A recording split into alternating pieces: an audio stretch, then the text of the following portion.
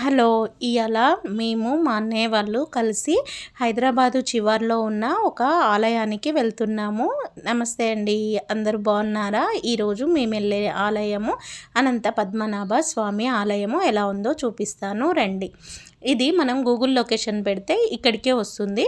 But ఇది ఊర్లో ఉన్న ఆలయము. మనకి గుట్ట పైన ఇంకొక ఆలయం ఉంటుంది. ఇక్కడ పద్మనాభ స్వామి ఇలా ఉన్నారు చూడండి. వైకుంఠ ద్వారం నుంచి ఇగో మెయిన్ ఎంట్రన్స్ ఇది. ఎంత పెద్దగా దర్వాజా ఉందో చూసారా? ఇది చాలా పురాతనమైన ఆలయము. ఇది ఊర్లో ఉంటుందన్నట్టు. మామూలుగా మనము కొండపైన ఉన్న స్వామి దగ్గరికి వెళ్ళాలనుకున్నప్పుడు ఫస్ట్ ఊర్లో ఈ ఆలయాన్ని దర్శించుకొని వెళ్తూ ఉంటారు. చుట్టూ చూపిస్తాను రండి ఎలా ఉంది అనేది. చూడండి కట్టడము చాలా పాతకాలం లాగా ఉంది కదా. మీకు ఇక్కడ ఒక చేదబాయిని చూపిస్తాను. గోపురం కూడా చూడండి ఎలా ఉంది అనేది గోపురము.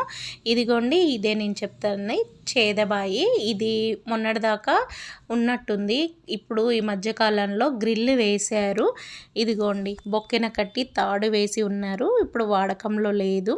ఈ పద్మనాభ స్వామి ఆలయంలో స్వామి ఇలాగే ఉంటారు. ఈ ఆలయము వికారాబాద్ అనంతగిరి హిల్స్ వెళ్ళే దారిలో ఉంటుంది ఊర్లో ఉన్నట్టు. శ్రీ లక్ష్మీ అనంత పద్మనాభ స్వామి దేవస్థానము. ఇప్పుడు మనము కొండపైకి వెళ్దాము. ఇక్కడ ఈ కొండపైకి వెళ్తుంటే దారి పొడుగున చెట్లు అడవిలాగా చాలా బాగుంటుంది. అడవిలాగా ఏంటండి, ఇది అడవే, కాకపోతే మనకు వెహికల్స్ వస్తున్నాయి కాబట్టి అంత అడవి ఫీలింగ్ అనేది ఏముండదు. ఇప్పుడు రైట్ సైడ్ తీసుకుంటే మనకు కొంచెం దూరంలోనే అనంత పద్మనాభ స్వామి ఆలయం అనేది వస్తుంది. మనకి గుడి వచ్చేదాకా కూడా ఈ ఆలయం దగ్గరికి వెళ్తున్నాం అనే దానికి ఏమీ అయితే ఎక్కడ కూడా బోర్డు ఏం పెట్టలేవు. ఇక అక్కడ మనము గుడి దగ్గరికి వచ్చే దారిలో కొంచెం దూరంలో అక్కడ రోడ్ అనేది రిపేర్ చేస్తుండ్రు. అక్కడ అడిగితే వాళ్ళు గిట్ల పోన్రా అని చెప్పిండ్రు. ఇక మట్టితో పొంటి కార్లు వస్తున్నాయంటే ఇది కరెక్ట్ తోవనే అనుకుంటా మేము వెళ్ళినాము. ఇంకా ఇది ఎట్లా ఉంది అని అంటే చెట్లల్లో వండుకొని తినేటట్టుగా పిక్నిక్ లాగా కూడా ఉన్నది. అందరు చూడుండ్రి గుడి దగ్గరికి వచ్చే వరకు మంచిగా వంట చేసుకొని అందరు ఫ్యామిలీస్తోని వచ్చి ఇక్కడ వండుకొని తింటుండ్రు. నాకు తెలిసి వీళ్ళందరూ వనభోజనాలకు వచ్చినట్టున్నారు. గుడి దాకా కూడా ఇట్లా మట్టి రోడ్డు అయినా కూడా మంచిగానే ఉన్నది. మనకి గుడి ముందర దాకా వెహికల్లో వెళ్ళడానికి ఉన్నది. ఇక్కడికి ఆటోలు కూడా వస్తున్నాయి. ఊర్లోకి వెళ్ళి ఆటోలు చౌరస్తా నుంచి ఉన్నాయంట. బస్సుల సౌకర్యం అయితే లేదని చెప్పిండ్రు. ఇక మనమైతే గుడి దగ్గరికి వచ్చేసినాము. శ్రీ అనంత పద్మనాభ స్వామి దేవస్థానము. ఇక మొదలు మనకు హనుమంతుడు దర్శనం అయితే ఇస్తాడు. హనుమంతుడు దర్శనం చేసుకున్నాక ఇక లోపలికి వెళ్ళడానికి ఇట్లా ఉంది. మంచిగా ఎండగొట్టకుండా ఇట్లా సౌలతి కూడా చేసిండ్రు. ఇక మనము ఈ తొవ్వ నుంచి పోతే 30 రూపాయల ప్రత్యేక దర్శనం అన్నట్టు. ఇక్కడి నుంచి పోతే ఫ్రీ దర్శనము. ఈరోజు పర్వదినం కావడము వీకెండ్ కావడం వల్ల మస్తు అయితే జనం ఉన్నారు. ఇక్కడ శుక్రవారము శనివారము ఆదివారము వీకెండ్లలో అయితే మస్తు మంది జనం అంటే మస్తు ఉంటారు. ఇక మామూలు టైంలో జర తక్కువనే ఉంటారు అన్నట్టు. మేము వెళ్ళింది వీకెండ్ రోజు కాబట్టి జర చాలానే జనం ఉన్నారు. ఇక ఇక్కడి నుంచి శ్రీ బుగ్గ రామేశ్వర స్వామి దేవాలయం కూడా దగ్గరనే ఉంటుందంట. అది తాండూరులో ఉంటుంది అన్నట్టు. ఇక గీత ఓపెంట్ వచ్చినాము. ఇదేమో 30 రూపాయల దర్శనం. ఇగో ఫ్రీ దర్శనం ఇది. ఇక్కడ కూడా మస్తు మంది ఉన్నారు. ఇటు నుంచి వెళ్తేనేమో మనకు హనుమాన్ పక్క నుంచి వెళ్తాము. ఇక్కడ కొబ్బరికాయలు మనం ఇక్కడే కొట్టేసుకొని లోపలికి వెళ్ళాలన్నట్టు. ఇది తెలంగాణ ఊటీ అని కూడా అంటారు. మనకు తెలంగాణ ఊటీ అని అంటే ఇక్కడ చూస్తే మనకు అంత పెద్దగా ఏమనిపించదు. ఇక్కడ ఏంటంటే మనము టెంపుల్కి వచ్చినాం కాబట్టి ఇప్పుడు నేను చూపించింది చూడండి. ఆడికేమో ట్రెక్కింగ్ కోసం వెళ్తారు, బోటింగ్ కోసం వెళ్తారు. అది కింద ఉంటుంది అన్నట్టు. అక్కడికి వెళ్తే మాత్రం అది విహారయాత్రలాగా మంచిగా ఉంటుంది.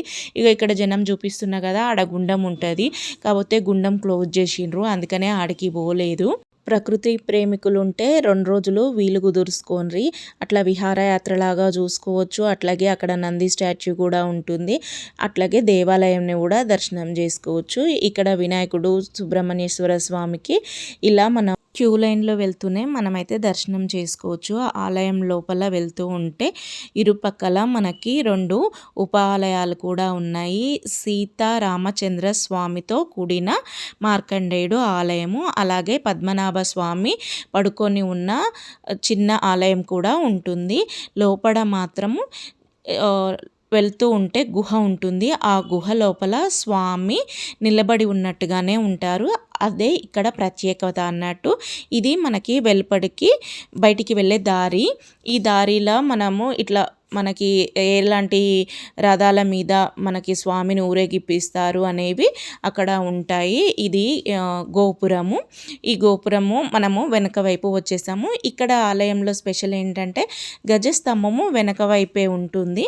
మేము ఆలయ దర్శనం అయిపోయిన తర్వాత ఇంతకుముందు మనం చెట్లలో వెళ్తుంటే చూపించిన కదా, ఆడనే మేము ఇంటికాడ నుంచే పులిహోర చేసుకొని వచ్చినాము.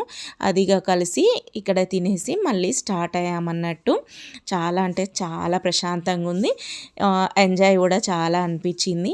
నేను మీకు ఇక్కడికి రావడానికి గూగుల్ లొకేషన్ అనేది డిస్క్రిప్షన్లో పిన్ చేస్తాను, చూడండి. వెళ్ళినప్పుడు మీకు ఏమన్నా హెల్ప్ అవుతుందేమో. ఇక్కడ నుంచి ఇంకో ఆలయానికి కూడా మేము బయలుదేరాము.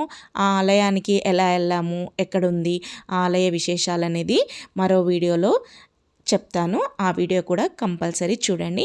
ఈ వీడియో కనుక నచ్చినట్టయితే లైక్ చేయండి, షేర్ చేయండి, సబ్స్క్రైబ్ చేయడం అస్సలు మర్చిపోకండి. Thank you for watching.